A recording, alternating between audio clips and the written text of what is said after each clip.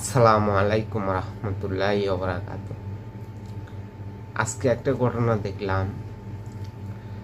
রাজশাহীতে এক জামাতের এমপির মেয়ে মাতাল হয়ে মাদ্রাসার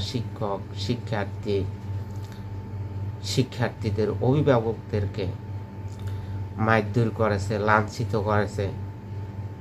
এই কর্মকাণ্ডটা করতে আমরা ভিডিওর ভিতরে দেখেছি।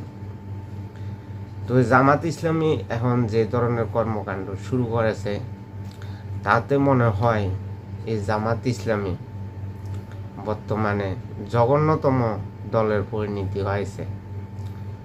বাংলাদেশে তারা যা কর্মকাণ্ড শুরু করেছে, সব কর্মকাণ্ড তাদের পূর্বপুরুষদের থেকে এই কর্মকাণ্ডগুলা হয়ে এসেছে।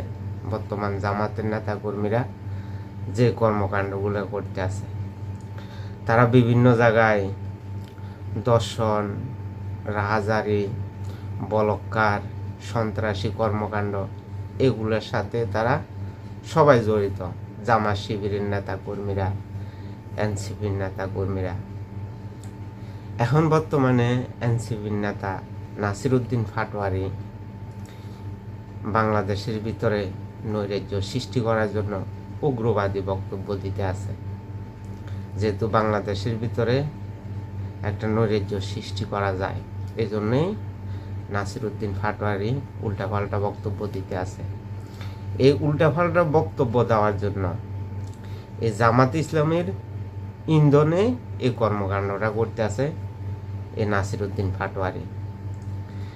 আজকে এই জামাত শিবিরের, এনসিপির নেতাকর্মীরা আমরা দেখতে আছি বিভিন্ন জায়গায় তারা ছাঁদাবাজি শুরু করেছে, বিভিন্ন জায়গায় আকাম কুকাম শুরু করেছে এই জামাত শিবিরের নেতাকর্মীরা।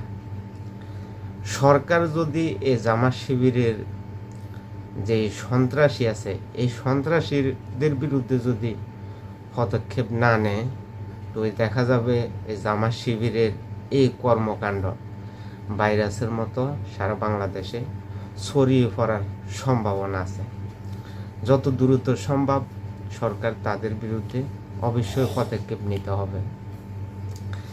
এই যে যশোর যে জামাতের এমপি সংসদ সদস্যর মেয়ে যে কর্মকাণ্ডটা করছে, তারা এই কর্মকাণ্ডগুলা করার উৎসাহিত কিভাবে পায়? ওই জামাতের আমির বলেছে তাদের দলের ভিতরে কোনো সন্ত্রাসী নাই, তারা কোনো দুর্নীতির সাথে জড়িত না, তাদের নেতা কর্মীরা নিষেধাজ্ঞ জিনিস ব্যবহার করে না।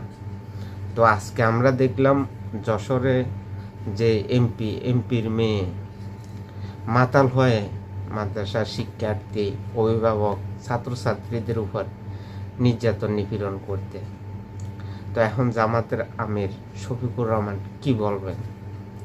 জামাতের আমির সবসময় বলে থাকতো যে আমাদের নেতা কর্মীরা কোনো খারাপ কর্মকাণ্ডের সাথে নাই। আবার ওই দিন বক্তব্য দিয়েছে যে আমরাও মানুষ, আমাদেরও ভুল হইতে পারে, এই কথা বলেছে। কিন্তু নির্বাচনের আগে তারা একদম ফেরেশতার মতো পরিচয় দিয়েছিল।